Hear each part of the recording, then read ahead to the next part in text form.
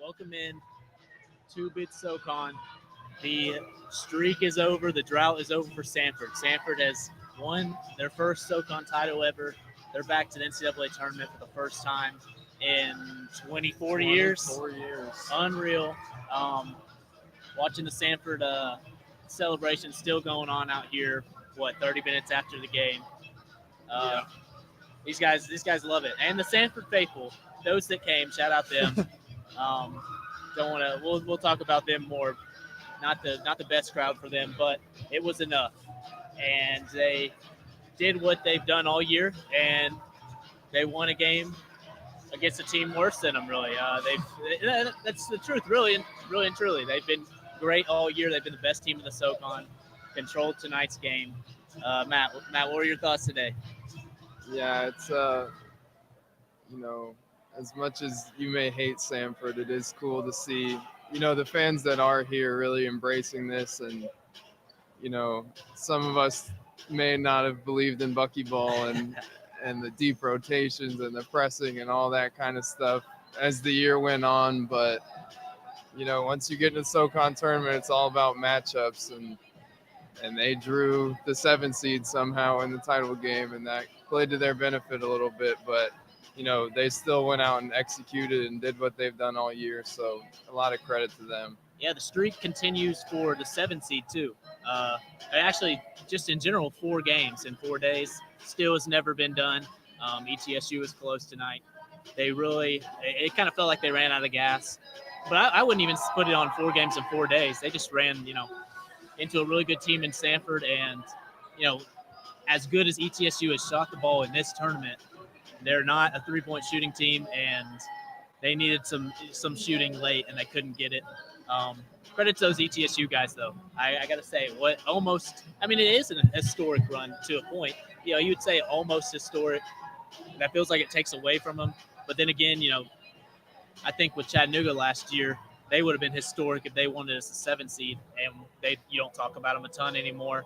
Almost an all-time run, and definitely one nobody saw coming. And if you say you did, and you're not just like an ETSU homer, you're probably lying, because this team really played their hearts out.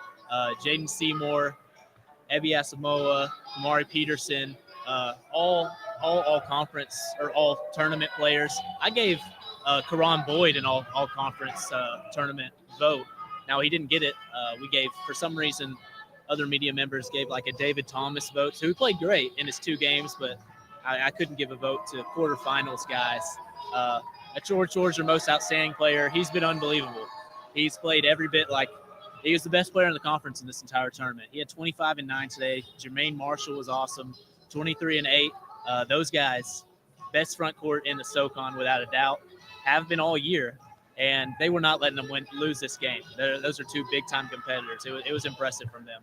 Yeah, one of the more impressive parts about this run for Chor has just been his efficiency. Today, 25 points on 7 of 9 shooting. I mean, he shot 14 free throws too, but that was the nature of the game. There's 53 fouls called. This one took almost 3 hours. I saw on Twitter somebody was upset that they cut away from the celebration too early, and it's because they had to cut to another broadcast because this game went an hour long. But Chor just took over this whole tournament. I think yesterday he was like 13 of 15 from the field too, and this Samford team just executed, and their pressure really gave ETSU problems, and that's what they do. So I mean, they're going back to the NCAA tournament. Sad seeing that as right now ETSU guys are walking by. Peterson, Seymour, Asamoah, watching the celebration.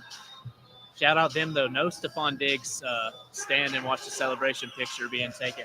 As far as I know, that's ethical, because everyone does that now. And there it is. Maybe. All right, I take it back. He's just okay. It's just family. Never mind. We're good. All right. We're good. We're ethical social media post here from these guys. As tough as it was for those guys to walk past just now, you got to give them a lot of credit. Me being one of the biggest non-believers in that team, they really, shut everybody up this tournament, and they found ways to be effective from the field. And when Brooks Savage walked through on his way to the press conference, he just had a big smile on his face. And, he couldn't have asked any more from his guys, how they played in the regular season. They just turned it up to a whole nother level here. And, it was just cool to see him not down. And they're just really proud. They should be proud of what they've done. Yeah, Brooks Savage definitely has restored ETSU basketball right now. I thought, just in general, I thought they had a good team. It's tough to win year one, especially with the transfer portal where guys are all going to leave. Got a good enough roster in. They struggled a lot of the year, but they found their identity. This tournament, they found their identity, and it's defense being the tougher team. You know, sort of.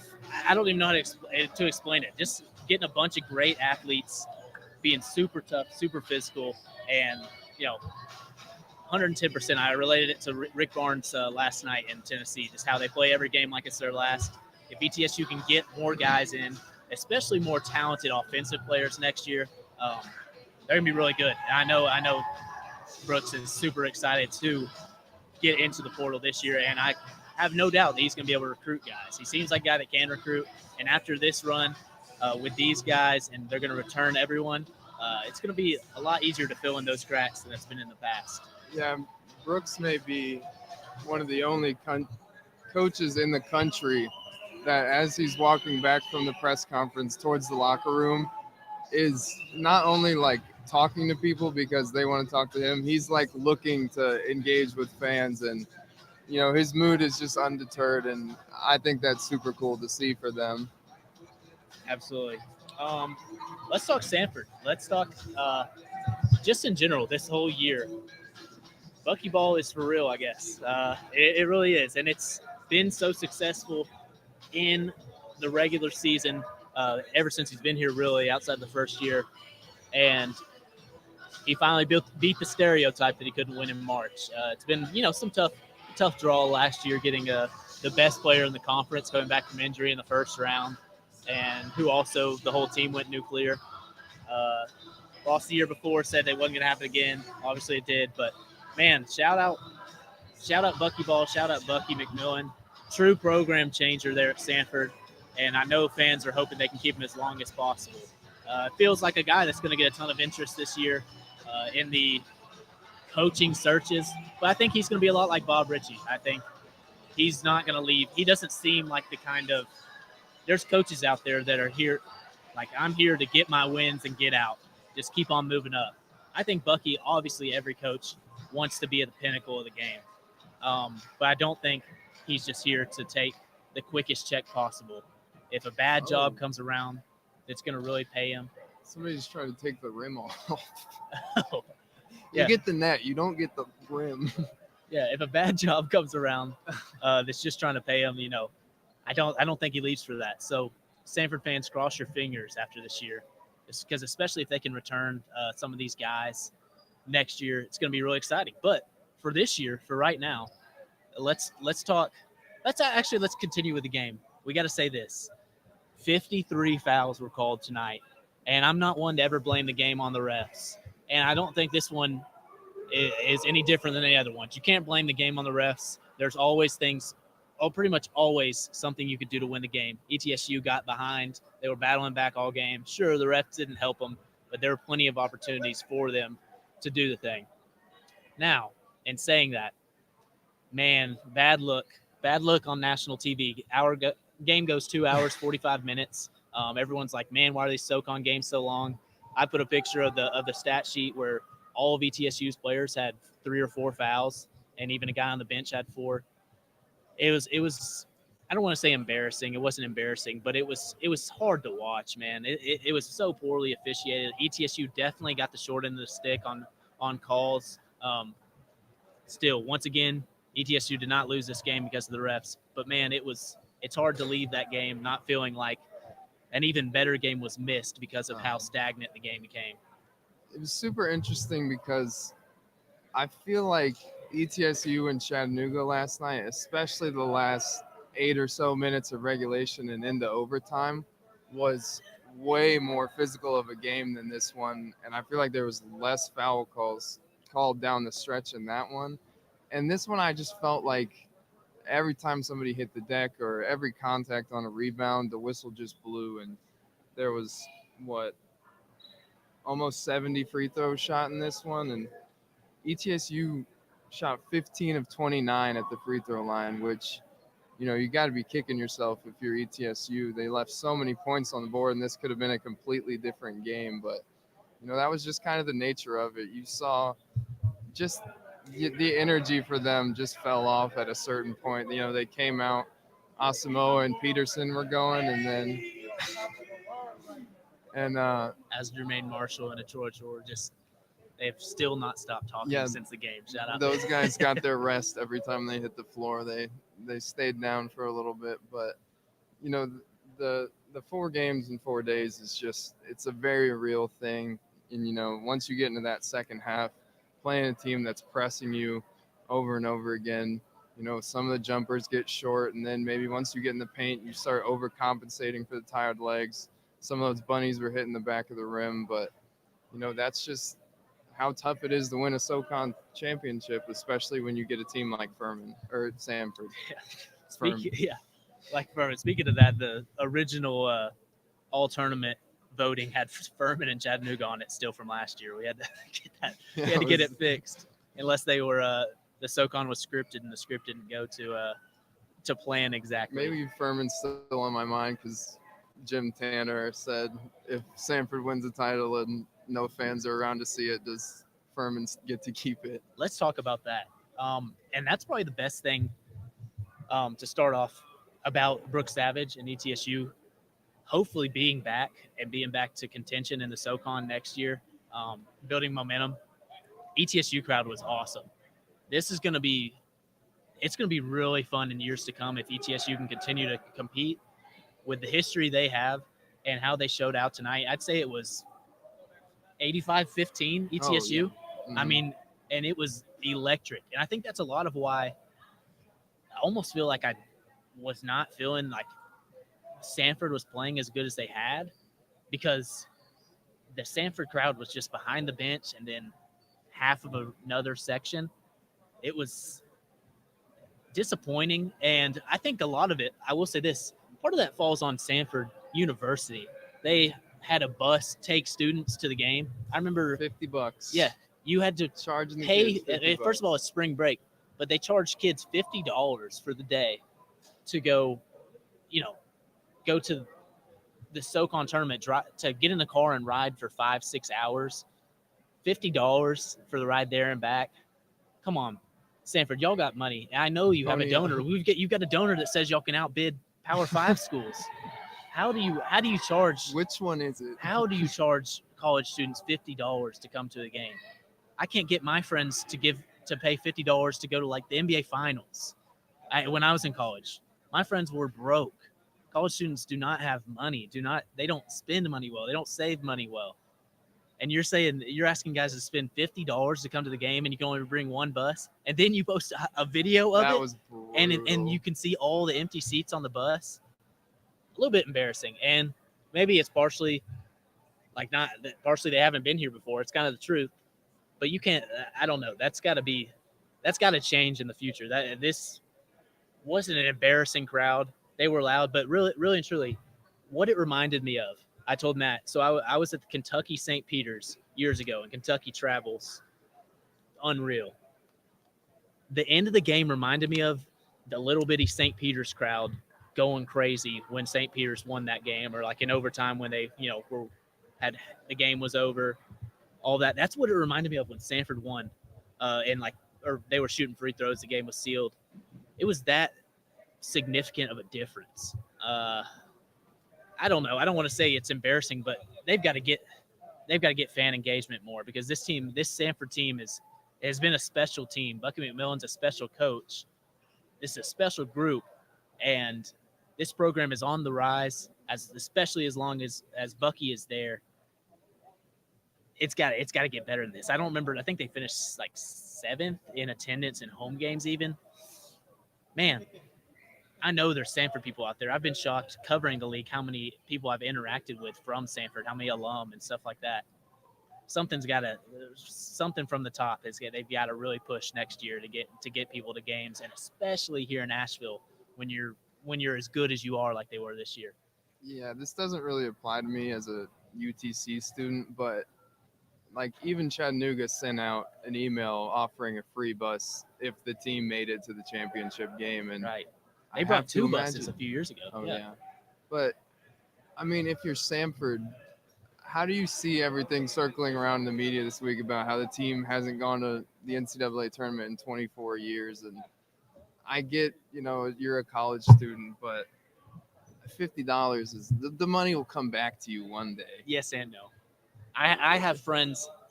I have a friend that I lived with, and actually friends. One of my friends I lived with, there was it was a regular thing for him to have like $17 in his bank account. So I have multiple guys like that if they told me they had under $50, it wouldn't shock me. Go open a new credit card account. Yeah, Don't worry about go your into credit debt score. for Samford Socon. You just have to think you could always be in the building for a David Jean shot or something of that caliber. You have to experience the pain of missing that. Yeah. What's $50? Everyone needs to experience the pain of missing that. Start a GoFundMe. I don't know. I missed the shot years back when I was covering the team, and I was so close to just saying, all right, screw it, I'll go, use my own money for gas money and go there. Man, it hurt bad. I mean, it was awesome watching it, but I was so mad that I missed such a moment like that. That's historic. And this Samford team may just be historic. We don't know how long Bucky's going to be here, how sustained they can keep the success. It's if you see potential. In a few weeks that Bucky McMillan has accepted a new job, aren't you going to be kicking yourself if you're Samford University that you didn't offer that bus to students so they could come see this really special team, or if you're a Samford student that you didn't just pony up and pay the $50? So Samford alum John Christ was here though. That is one. Shout out him. I don't know where. I think he's from Nashville. So that's a long drive, 4.5, 5 hours. Maybe he flew. Who knows? Still, you'd probably have to fly into Charlotte. So I don't know if you get much better than that. But shout out him for showing out today. I want to talk more about Jermaine Marshall, Achor. They're the reason in the tournament Samford's got a shot. Their size. That's the thing I always think with mid-major teams. If you want to win a game, you've got to have size. That's the reason Chattanooga a few years ago almost beat Illinois, and they played bad. It's because they had Silvio DeSosa, Avery Diggs, Josh Ianni, Casey Hankton. They could use all those fouls on those bigs, but they also could compete. Samford has got Jermaine Marshall, who plays way bigger than he is, the biggest dog of all time.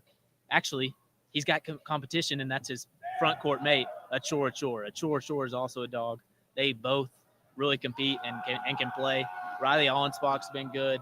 Then you go over to Zach Loveday, who's not played all year, former 4-star. Obviously, I guess hasn't panned out to be what he was at one point. But I'm not totally sure because he hasn't played a ton. But either way, it's a 7-foot body you can throw out there. That's why they've got a chance. But then if you continue on, Rylan Jones, former Pac-12 all-freshman team, he's been great all year. I didn't think this was his best tournament by any means. I thought he was probably average from his standards. I thought he's been great all year. Tonight, what do you have, 6 and 4? Yeah. 3 for 12 from the field. That definitely isn't his best day, but even then, he's been so consistent. You don't even worry about that. I did think turnovers. Yeah, big thing. Jaden Campbell is so important for this team. I asked Matt, when did he become so good? I always knew he's a good player, but he's been great in this tournament and down the stretch here for him. AJ Staten McCray also looked a lot better tonight because he struggled this whole tournament. Now he only had 5 points, 3 rebounds, and so it wasn't like a big statistical day, but he just looked a lot more there. If you've watched the first few games, he's just not looked like himself. I thought he had something at least today, some sort of life that he hasn't had with whatever injury he was dealing with.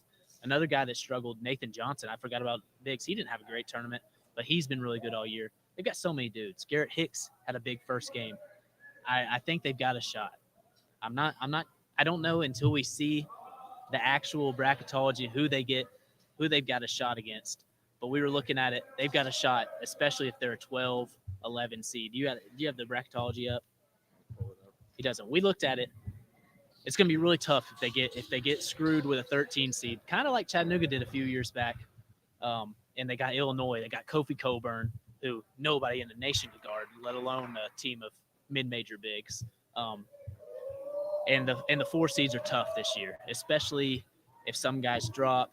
Um, yeah, we've got just one projected thing like T3 bracketology: Illinois, Kentucky, Alabama, Auburn. I think Kentucky will be a 3 seed, but either way, you're dropping some other great teams. I don't love the prospects of that, especially in Auburn, who beat Chattanooga by like 50, and just in general they're good against teams. I think we like their matchups more against if they get some of these teams that are listed as 5 seeds now, like a BYU or maybe not a South Carolina, but like a Clemson, a San Diego State, Utah State, Nevada, like a lot of these kind of West Coast teams almost. I think they would be all right if they got some of those teams, but if they draw some of these SEC schools, I don't know that they'll be able to keep up.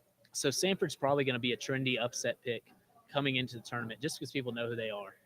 And I can say this: I will 100% pick Samford to win the game if they get up against one of these 5 or 6 seeds. I just think they're kind of a team of destiny, and they've been so good this year. They just haven't played the teams to get the net rating, which flawed anyway. They haven't played the teams to be like considered one of those top, automatic qualifier teams, and they couldn't afford, losses to Mercer, Furman, who didn't look great, like a great loss at the time, stuff like that. But those 5 or 6 seeds, they could do something against them. I don't think they'll get a 6 seed. 11 seeds would be ridiculous this year. Would be way out of the realm of possibilities for me. But I do think they very easily could get a 12 seed, and those 5-12 games are the biggest upset risk of any game pretty much every year, and they've got a shot. I'm excited to see what they can do there. Yeah, the big thing to note with this team is, style makes the fight. So if they get one of these teams like I've mentioned before, but like Purdue, which is a bad example because they killed Samford, but a team that's like kind of relying on their big and whatnot, and if they can get in a game where they can speed the game up with that press and maybe get that kind of guy in foul trouble or whatever it is, they'll certainly have a chance to make an upset. So it's just going to be super interesting to see who they draw. Let me say this: I enjoy this every year.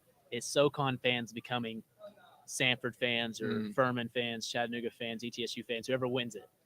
I'm enjoying that every year. I hope we keep the same energy this year. I know um, Samford fans haven't always been maybe the most humble on social media and that stuff, but I hope we have that same energy this year, because I really thought it was poetic a little bit seeing everybody root for Furman last year of all teams.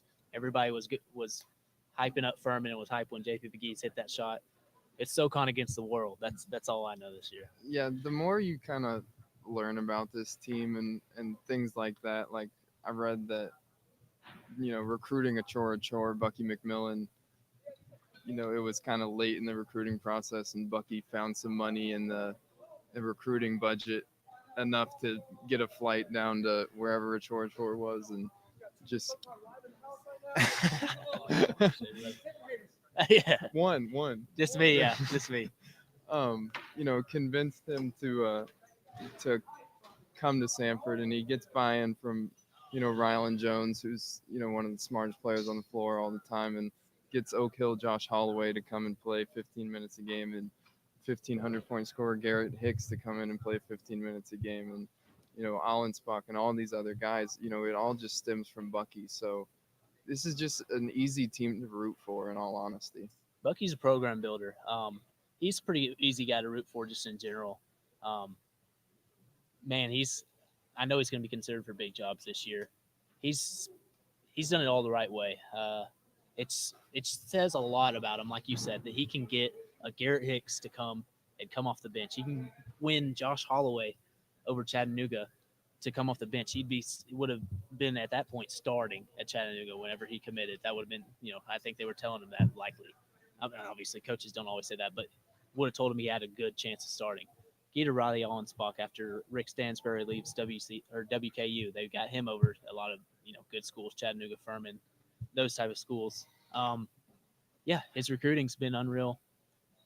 To get as many guys as they've gotten this year, I've said this a ton of times, but I look at it kind of like Lamont Paris did in his last year at Chattanooga, where you're like, how did they get this much talent on the squad? It was a lot of portal guys, not as much recruiting and developing. I think they have recruited and developed here. obviously, but they've got a ton of really good portal guys, a great collection of talent, and he's a program builder, and he's really active in the community. That's partially why I kind of think it's weird that their fans haven't shown out as well in this tournament, because he seems like a guy who's, you see him out on campus in videos, and then obviously the whole Dallas Graziani thing in the beginning of the year, and the tip with Zach Edey. That's the real matchup we need is Graziani versus Edey Part 2. Somehow they make it to the Sweet 16, and that they win that 5-12 matchup, then win again against the 4 or 13, and then get against Purdue in the next round, and they do it. So that would be a really fun thing.